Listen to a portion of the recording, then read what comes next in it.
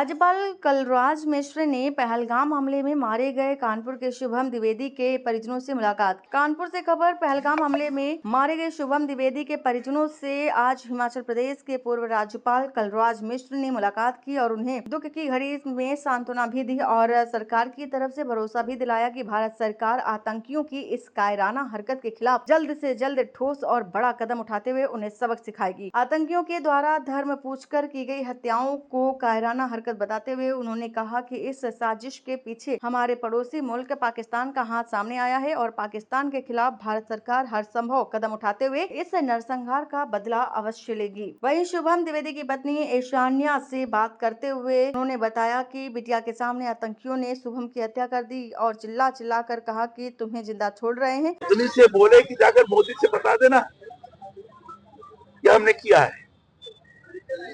यह इस बात को दर्शाता है किसी बड़ी ताकत ने साजिशतन उनको इस तरह की हरकत करने के लिए भेजा और उन्होंने इस तरह की हत्या की। भारत सरकार को उन्होंने चुनौती दिया और वो ताकत पाकिस्तानी ताकत थी। किसी बहन के सिंदूर को उन्होंने समाप्त किया, पूरे जीवन को समाप्त कर दिया। जिस तरह से निशंस हत्या की उसको देखकर पूरा देश मर्माहत हुआ है, पूरा देश। और जिस परिवार का व्यक्ति मारा गया उसके प्रति स्वाभाविक रूप से लोगों का एक लगाव बढ़ा है। भारत के प्रधानमंत्री ने स्वयं इसको एहसास किया है। भारत के गृह मंत्री उसी दिन उस स्थान पर पहुंच गए। 27-28 लोग मारे गए थे, सबका शव उनके सामने था। क्या स्थिति रही होगी बताने की आवश्यकता नहीं है। उनको लगा कि ये तो हमें मारा गया है, देश को ये तरह की हरकत करके चुनौती दी गई और इसी का परिणाम है आदरणीय श्री नरेंद्र मोदी जी ने अपने उद्बोधन के दौरान कहा था कि इसका इस तरीके से जवाब दिया जाएगा ताकि उनके विचार के परे होगा। वो अनुभव नहीं कर पाएंगे कि इतनी कड़ी कार्रवाई हिंदुस्तान ने किया है। पूरा उसका सबक मिलेगा और मैं समझता हूं कि जवाब मिलना पाकिस्तान को ही केवल आवश्यक नहीं है, उन सारे लोगों को जवाब दिया जाएगा जो आतंकवादियों को प्रशिक्षित कर रहे हैं, उनको संरक्षण प्रदान कर रहे हैं, निर्दोष लोगों की हत्या करके चुनौती देने की साजिश कर रहे हैं। और ये हरकत बड़ी दुखद रही है। अभी जो मेरी वार्ता हुई है, बेटी से बात हो रही थी, बहू से बात हो रही थी, उसने कहा कि हमारे सामने ये सारी चीज की गई। उन्होंने कहा चिल्ला चिल्ला कर बोल रहे थे कि हम मार रहे हैं, जाकर अपने सरकार को बता देना कि हम मार रहे हैं। ये इस तरह की बात बोलना ये दुखद है। स्वयं आपने देखा होगा कि रक्षा मंत्री पाकिस्तान ने ये कहा है कि हम आतंकवादियों को प्रशिक्षण देते रहे, आतंकवादियों को वित्त पोषण करते रहे,